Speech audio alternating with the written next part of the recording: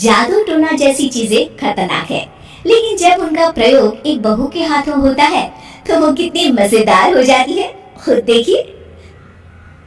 रामगढ़ गांव में सुधा रहती थी। सुधा की सास उससे बड़ा काम कराती, तो पति ऐसा जो ना कभी घुमाने ले जाता और ना ही कभी कोई तोहफा लाता। बेचारी इस बात से हमेशा दुखी रहती, लेकिन एक दिन उसकी जिंदगी बदल जाती है।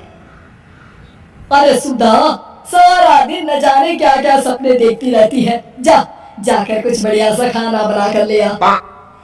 सपना ना देखो तो क्या करूं? मेरे तो कर्म ही फूट गए जो ऐसे घर में शादी हो गई। इससे अच्छा तो माँ जी कोई फुल टाइम मेड ही रख लेते। ओहो, बढ़िया ही फुल टाइम मेड रखने वाली। मेरे बेटे के लिए तो विलायत से रिश्ते आ रहे थे। वो तो तेरे पापा ने तेरी इतनी झूठी तारीफ कर दी कि हमारा तो मन ही पिघल गया। अच्छा, विदेश से रिश्ते? वाह माँ जी वाह। अरे भगवान से तो डरिए, विलायती बहू लाकर क्या गाय का गोबर लिपवाती। बहू बहू होती है, ना वो देशी होती है ना विलायती। बहू का काम सिर्फ सास की सेवा और घर का काम होता है। और सुन, तुझे मैं क्यों बताऊं कि मैं क्या करती? जाकर घर का काम कर। सुधा मन महसूस कर वहां से चली जाती है। शाम को सुधा का पति जल्दी घर आता है, जिसे देख सुधा खुश हो जाती है। जी आ गए आप? जरूर मुझे कहीं घुमाने ले जाने का प्लान होगा आपका। सब समझती हूँ मैं। अरे नहीं भाग्यवान, घूमना क्या है, बस आज जल्दी बस मिल गई तो घर जल्दी पहुंच गया। अच्छा सुनो, जरा आज शाम की चाय के साथ पकोड़े भी तल लेना, बड़ा मन कर रहा है। सुधा पति की बात सुनकर पैर पटकती हुई किचन में चली जाती है। वो काम करते करते खिड़की के बाहर देखती है कि तभी उसे एक चमकीली सी कॉपी दिखाई देती है।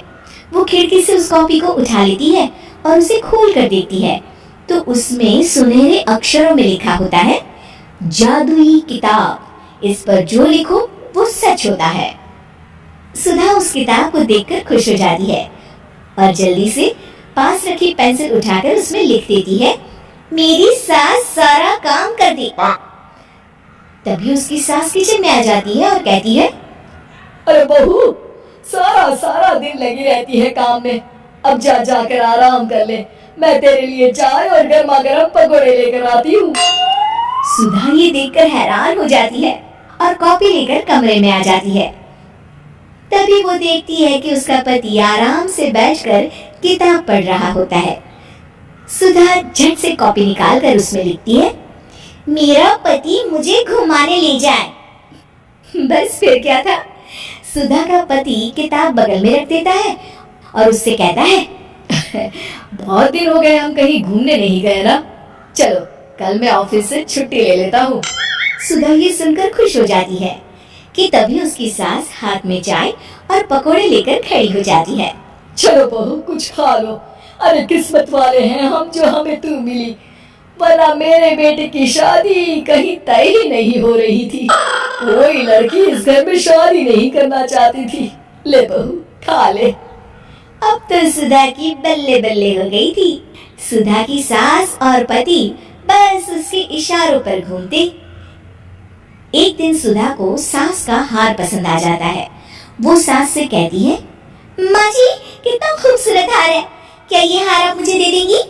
ओए होए, बढ़िया ही मुझे दे देगी? अरे तेरी माँ ने दिया है ना मुझे, जो मैं तुझे दे दूं? मैं अपने एक भी गहने तुझे कभी नहीं दूंगी। तभी सुधा अपने कमरे में जाती है और कॉपी में लिख देती है, सास के सारे गहने मेरे हो जाए। अब क्या था, थोड़ी ही देर में सास एक संदूक लेकर उसके कमरे में आ जाती है। बहू ये ले। ये क्या है माँ जी? बेटा ये मेरे गहने हैं, अब मुझ बुढ़िया पर तो ये अच्छे नहीं लगते। तेरी तो उम्र है पहनने ओढ़ने की, ये ले गहने तू ही रख ले। तभी सुधा की नजर उस हार पर पड़ती है जो सासू माँ ने पहना है। और माँ जी ये हार जो आपके गले पर है? सास हार उतारते हुए कहती है, हाँ बहू ये भी ले ले। फिर कान की टापस उतारते हुए कहती है, ये ले बेटा, तू ये भी ले ले। फिर एक एक कर वो अपने सारे पहने हुए गहने उतारने लगती है। ये भी ले ले बहू, ये भी ले ले।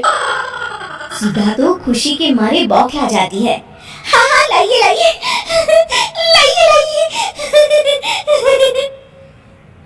तभी सुधा का पति उसके पीछे आकर खड़ा हो जाता है और जोर से चिल्लाता है, अरे सुधा, क्या हुआ? क्या लाइए लाइए कर रही हो? अरे जरा कढ़ाई में तो देख लो, सारे के सारे पकौड़े जल गए। तभी सुधा की सास भी उसके सामने आ जाती है। इस लड़की से तो एक काम ठीक से नहीं होता, दिन भर सपने ही देखती रहती है। तभी सुधा को होश आता है। वो खिड़की के बाहर देखती है जहां उसे कुछ दिखाई नहीं देता। दरअसल जादुई वादुई कुछ नहीं था, वो सिर्फ एक काल्पनिक सपना था जो सुधा अपनी जिंदगी से तंग आकर देख रही।